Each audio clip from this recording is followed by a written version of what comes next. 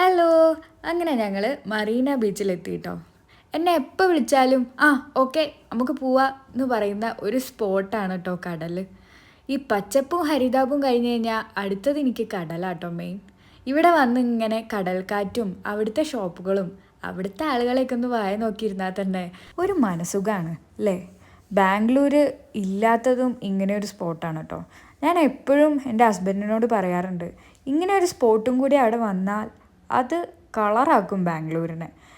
എന്തായാലും കുറച്ചും കൂടി നേരം അവിടെ കടലിലൊക്കെ നിന്ന് ഇനി ചെന്നൈ വരെ വന്നിട്ട് ഇവിടെ എല്ലാവരും ബഹുമാനിക്കുന്ന, അല്ലെങ്കിൽ ഈ നാടിനെ ഇങ്ങനെ ആക്കിയ ആളെ നമുക്ക് കാണാതെ പോയാൽ ഈ ഒരു യാത്ര പൂർണ്ണമാവില്ല എന്ന് തോന്നി.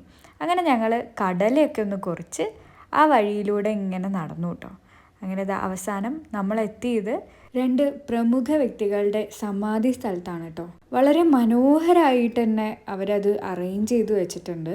ഇപ്പോഴും ഈ ഫോട്ടോയ്ക്ക് മുമ്പിൽ നിന്ന് കരയുന്ന ഒരുപാട് ആൾക്കാരെ ഞാൻ അവിടെ കണ്ടു കേട്ടോ. അവിടുത്തെ കാഴ്ചകളൊക്കെ കണ്ട് ആകെ ടയേർഡാണ് കേട്ടോ. അത്രയ്ക്ക് ചൂടായിരുന്നു ചെന്നൈയിൽ.